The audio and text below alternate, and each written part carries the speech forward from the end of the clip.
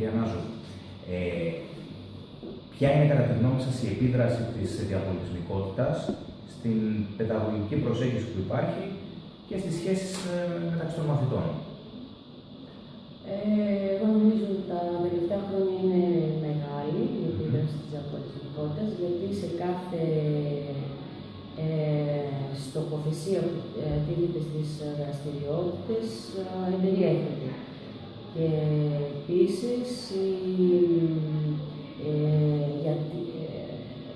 πιστεύω ότι είναι και θετική, όχι μόνο μεγάλη, γιατί διευρύνει τους υφιστάμενους εκπαιδευτικούς στόχους, αλλά και επίσης διευρύνει και την οπτική μέσα από την οποία βλέπουμε την εκπαίδευση, τον πολιτισμό και γενικώς τα παιδιά.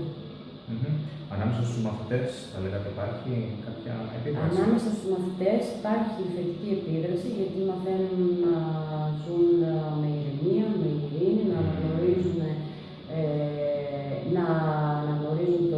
την προσωπικότητα του άλλου, να τη σέβονται και να υπάρχει άλλη επίδραση και γενικώς να υπάρχει μια θετική συμπλήρωση μέσα στον χώρο του σχολείου και στην κοινωνία.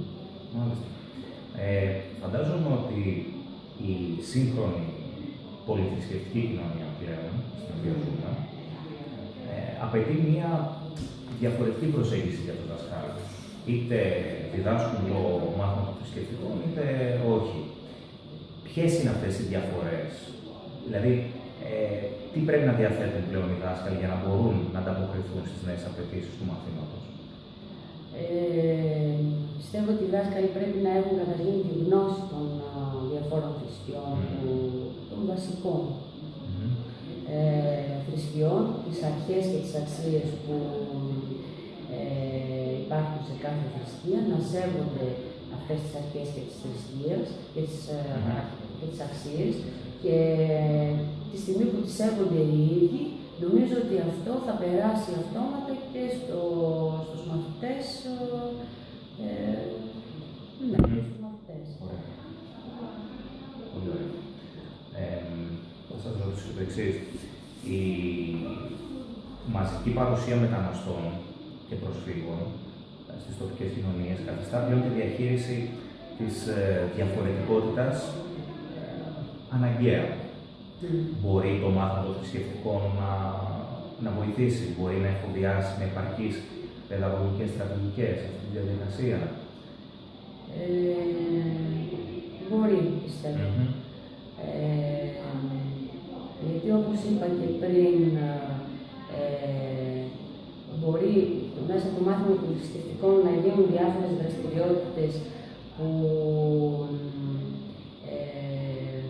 έχουν σαν εφαλτήριο την προσωπικότητα και την ταυτότητα του κάθε ενός στους μαθητές, να τους προβληματίσουν τους μαθητές μέσα από αυτές τις δραστηριότητες, να γνωρίσουν μέσα από αυτές τις δραστηριότητες την συναίσθηση και τον αλληλοσεβασμό, αλλά και μέσα από το μάθημα των θρησκευτικών μπορούν να προσφέρουν στους μαθητές, εκτός από τη βασική γνώση για τις άλλες θρησκείες,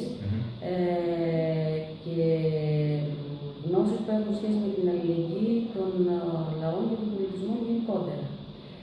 Και αυτό μπορούν να το καταφέρουν, πιστεύω εγώ, μέσα από, διαβάζοντας οι δάσκαλοι κάποια κείμενα θρησκευτικά των μεγάλων θρησκειών που αναφέρουν φιλόκαλες αντιλήψεις και στάσεις ζωής,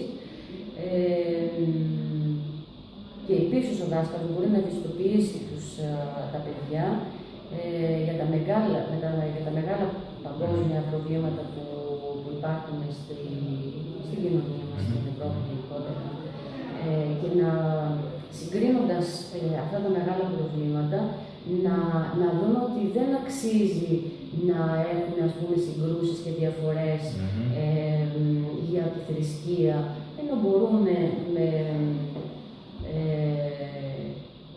με αποδοχή της διαφορετικότητας να συμβιώσουν μέσα στην κοινωνία και να ζουν ειρηνικά και αρμονικά.